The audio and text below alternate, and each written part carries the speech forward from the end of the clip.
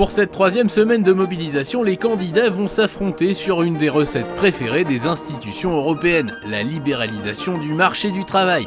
Myriam va tenter de séduire le jury avec sa nouvelle création, la loi travail. Non mais attends, on n'est pas dans Top Chef là, c'est du sérieux. C'est nous qui allons être mangés, et on va vous dire à quelle sauce. La recette vient des plus grands chefs de l'Union européenne. Ils trouvent la cuisine française un peu trop lourde pour leurs estomacs. Ils voudraient l'alléger d'un de ses ingrédients principaux, le code du travail, et relever le plat avec beaucoup de compétitivité.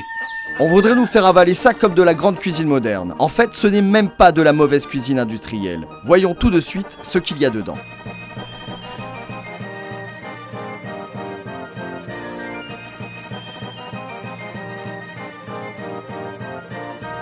Pour commencer, inverser la hiérarchie des normes. Le code du travail, c'est le socle minimum des droits des salariés. Il s'impose sur les accords de branche et les accords d'entreprise, sauf si l'un de ces accords est plus avantageux pour les salariés. En inversant la hiérarchie des normes, l'accord d'entreprise prime. Il peut donc contourner un code du travail allégé de son rôle de protecteur du salarié. Pourquoi ? La logique libérale considère le salarié comme l'égal de son employeur. À ce titre, le contrat de travail ne serait plus reconnu comme un contrat de deux parties inégales. Ce serait l'équivalent d'un contrat de mariage ou d'un contrat commercial. C'est pourquoi il est proposé de bâtir l'accord d'entreprise sur le référendum, pratique qui a toutes les apparences de la démocratie. T'es content, t'as foutu la merde dans toute l'équipe? T'as dit à certains que c'était mieux que je sois licenciée parce que sinon ce serait eux. J'ai jamais dit ça. Avant de choisir leur prime, ils ont hésité, ils ont pensé à toi. C'est pour ça qu'il faut aller les voir un par un ce week-end. C'est le cas en Belgique. La mer du Nord. Grâce à l'Union européenne, ce sera bientôt le cas en France.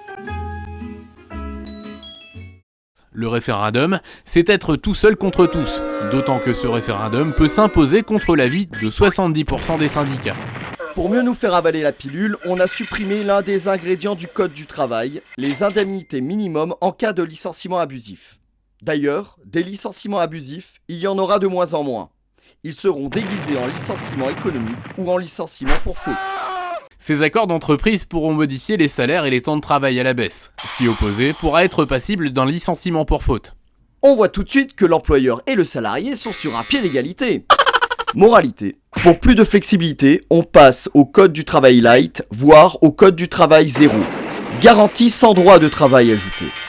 Le régime qui nous est imposé consiste à nous faire perdre des droits obtenus par plus de 2 siècles de lutte acharnée. 2 siècles pour faire sortir les travailleurs du servage. En donnant aux employeurs le pouvoir de consommer des salariés et de les jeter sans se donner la peine de les recycler, nous trouvons que leur cuisine moderne a quand même un fort goût d'ancien régime. Nous hommes ont réussi à s'introduire à l'intérieur de l'usine. Bon, les arrête, on les livre à la police. D'après leur signalement, il s'agit de Duchemin et de son fils. Duchemin est en ce moment dans mon usine. Exactement. On prévient la police. Vous êtes fous. Il faut à tout prix les empêcher de sortir de cette usine. Je voulais dire que... On peut très bien fabriquer quelques boîtes de conserve supplémentaires, non? Allez.